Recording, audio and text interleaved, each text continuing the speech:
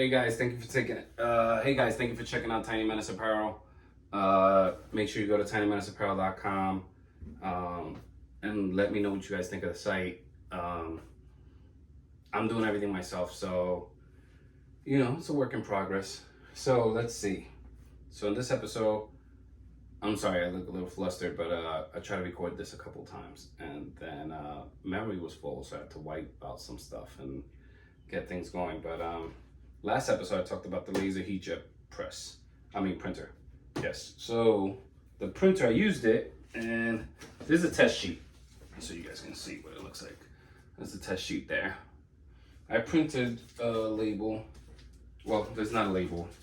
There's a regular sheet, just to make sure, so you can see what a test sheet looks like. Now the font is a lot bigger, so you can see that the words look a lot clearer. And then what I did was I took an 8x11 sheet and I shrunk it down to size when, in the printer settings, and I shrunk it down. And this is not a customer's receipt or anything.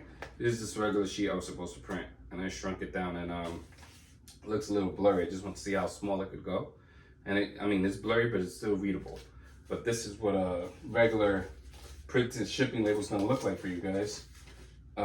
So in this episode, I'm going to talk to you guys, what do I do to prepare an order? So let's say you get an order on your site.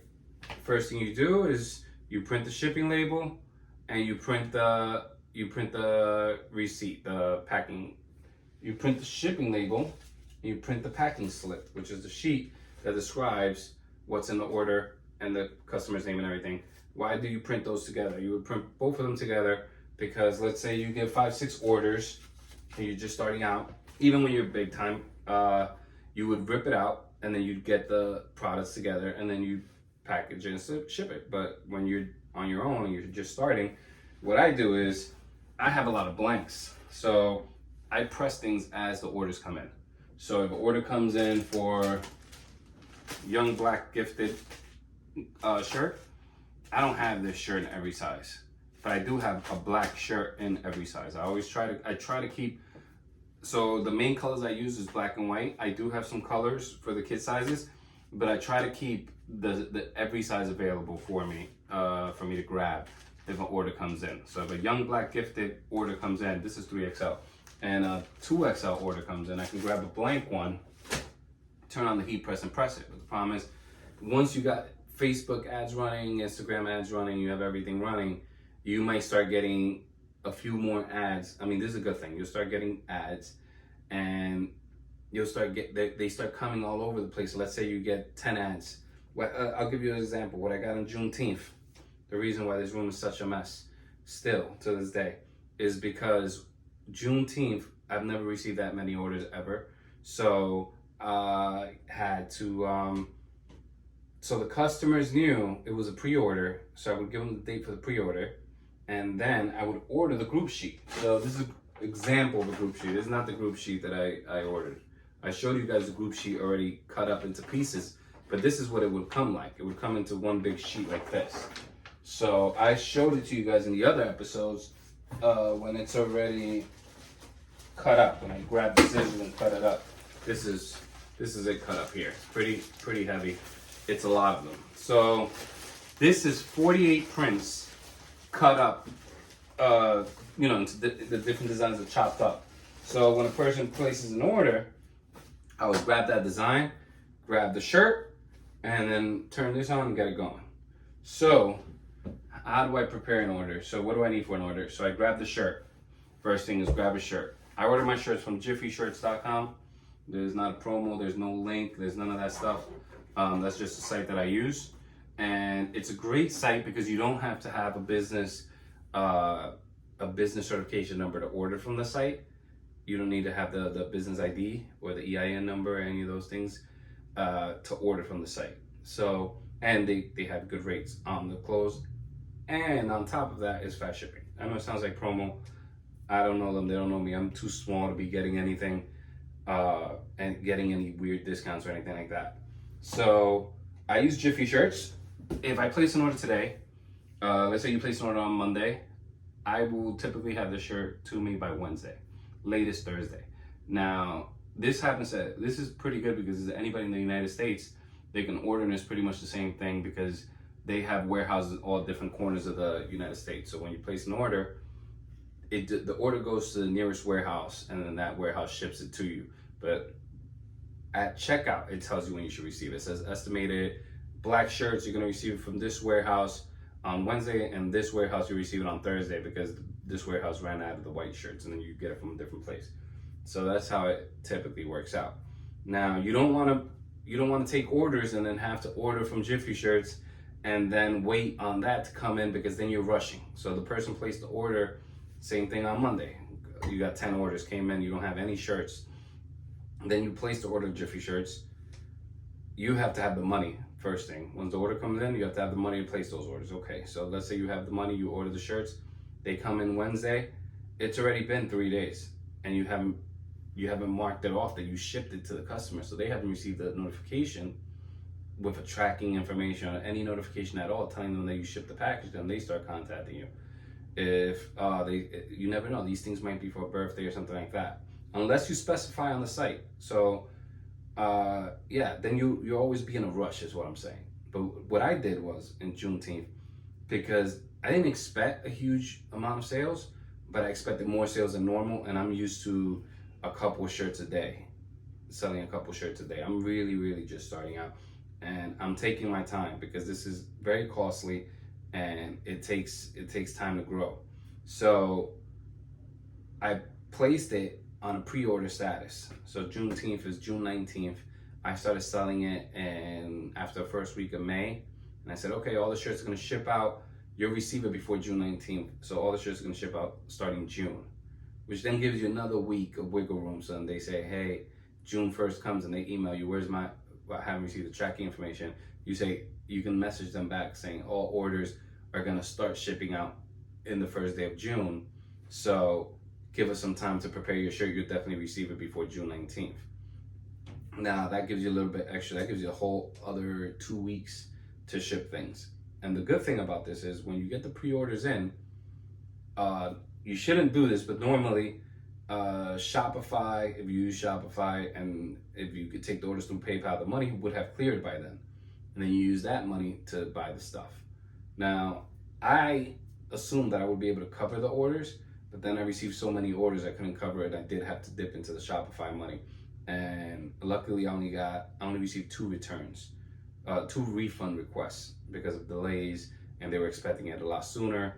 And some people ordered a lot because they wanted to receive it before June 19th to sell it, to resell it. So as I put the price so low, which is another conversation about pricing, they went to resell it. So they wanted to resell it, so they wanted to receive it way before June 19th so they can sell it before then. So I only received two refund requests, which is huge. It's great. You receive 100 orders and only 2 people want their money back, and you haven't even shipped it. That's not bad because you really didn't lose much. So you actually got to use their money to buy things, to set things up, and then you send them back their money, and it's not a big deal. Just make sure you always keep a stash of money in the account so you can pay people back just in case. You're always gonna have refunds. You're gonna have returns.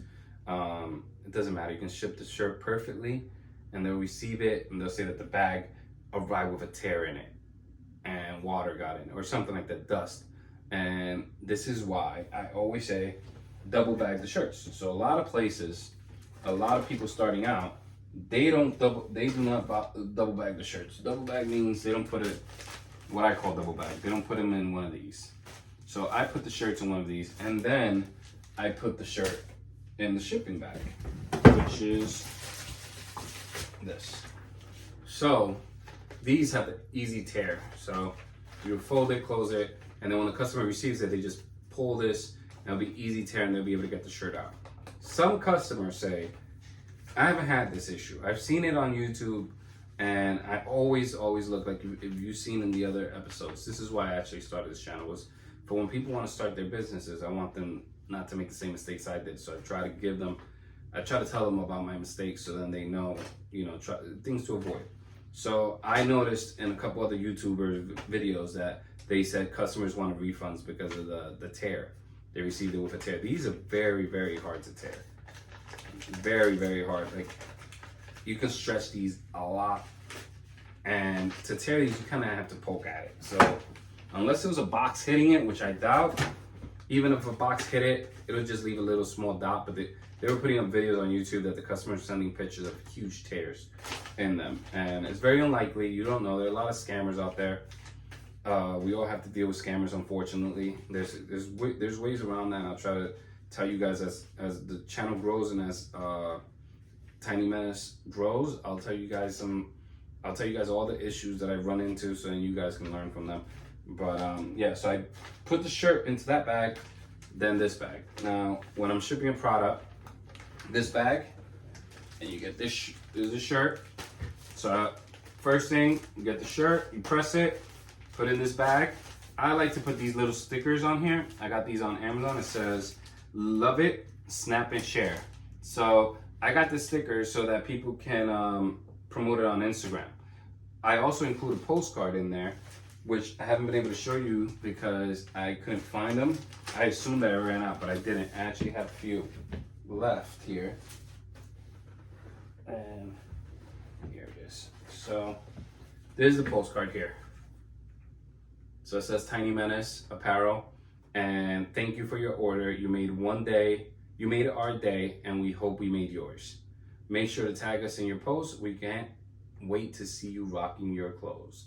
And then it has all our socials over here, and nothing in the back. It's cheaper just to have it in the front, and I'm just starting out. So so I slipped this in there. There's a sticker, the size sticker.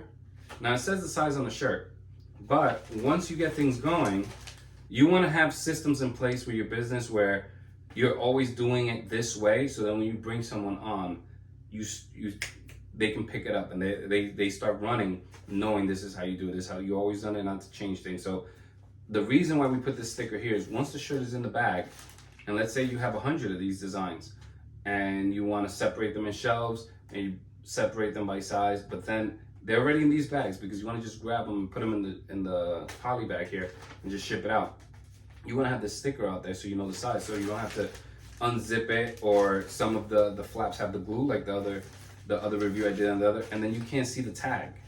So how you're gonna have to fold it, look for the tag to try to get the size there to know the size of the shirt. So it's best just to get the sticker that says the size here. So this is what I use. This is what I use here.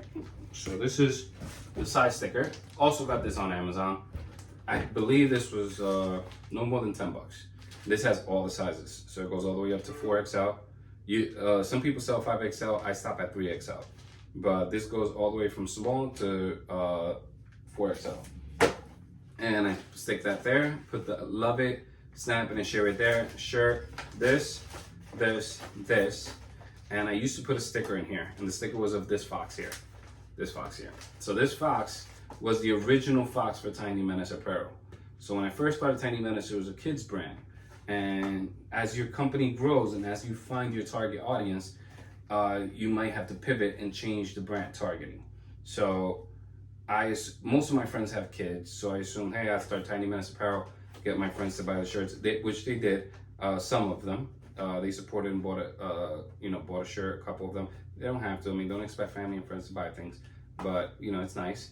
And then I realized everyone kept asking, hey, what about the adult clothes? I didn't have any. So the fastest thing I could think of was, hey, Supreme is still, it was really big in the news when Supreme was selling to their company, the Timberland, so to the company that owns Timberland. And I said, Supreme, everyone was wearing these box logo tees, and the shirts were saying different words. It wasn't just Supreme. So I said, hey, what about if I write Tiny Menace here? So for the kids' clothes, I wrote Tiny Menace, and the adults, I just wrote Menace. And that's how I separated the company. I didn't split it, into two companies, but I just separated the vision for the kids' clothes and vision for the adult clothes, just to have a clear definition for that. So when you see kids' clothes, you'll see Tiny Menace on a hat, and it has the little character on top. And then when you see the adult clothes, I'm going to try to just put either Menace in the box logo. I'm trying to work my way out of the box logo, because when people see the box logo, they think Supreme. They think, hey, it's just a rip-off of Supreme. It's just a cheap shirt, just biting off of Supreme and trying to be like Supreme. And then, then they just throw it to the side. And as Supreme's value fades, so will your clothes. All right. I mean, not that you're going to be worth as much as Supreme, but hey, if Supreme's worth $100 and you're worth 10, and then Supreme's worth 10, you're going to be worth $1. So that's just how it goes. So these are the kids' designs. So these designs were designed by my children. They did it on Photoshop and Procreate. They did it on the iPads. You can use a PC and record and shoot your Photoshop stuff there. But so I take one of these designs, I press it on a shirt, I bag the shirt into the bag, put it in the poly bag, put this, and then we print the shipping label. I just got this. So I printed with a printer, trimmed it with scissors, taped it on, and shipped it out. Now with Shopify, you can get a discounted rate on the shipping label, on the shipping, and you can set all that in. So when you set in the shirt, say you put the shirt weighs 6.4 ounces, then when you print the shipping label, Shopify already knows what you sold, they know the weight, and you just put it in, and they to ship one shirt comes out to like $3.40 through Shopify. If you want to go to the post office and send it yourself, it'd be about $4, $4.20. So it all depends on the size of the packaging, and it all depends on the shirt. So what I like to do is I stick the shirt in and I fold this as much as possible before I stick it on, before I stick the glue. So if the shirt is only half the size of the bag, then I fold it halfway and stick the glue there. And then the package is a lot smaller because you have to measure it. Now, when you ship it through the post office and you're just dropping it off, they normally just weigh it. They wouldn't measure it. Some of them do, some of them don't. I haven't had any issues. It's been their main concern, from what I've been told, is the weight. If it's really, really bulky and you're sticking 10 shirts in there, they're gonna go by weight and size. But if it's just one shirt and it's a thin little package, they go by weight and then they toss it in the basket. So that's pretty much how I ship out an order. In the next episode, I'll talk to you guys about the steps that I use for marketing. So you should, if you're starting out a brand, first thing you need to do is have your name, the story behind your brand, and then we'll talk about marketing. But before we talk about marketing, we gotta talk about your socials and all that stuff. So in the next episode, I'm gonna talk about that. Thank you for watching. I hope you guys learned something. I know in the other episodes I told you guys about this. I kind of bounce back and forth on things, but I hope every episode at least you can pick something up. You know, the smallest thing helps. You know, I watched one video on Facebook ads, and this guy describes everything about how to start from scratch and build and start your Facebook ad campaign.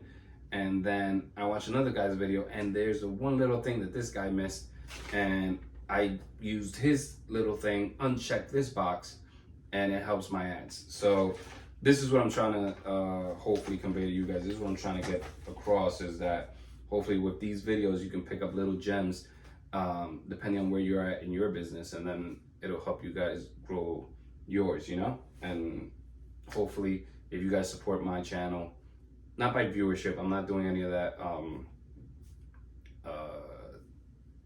link clicks things, none of those you know, referral codes, sorry, not referral codes.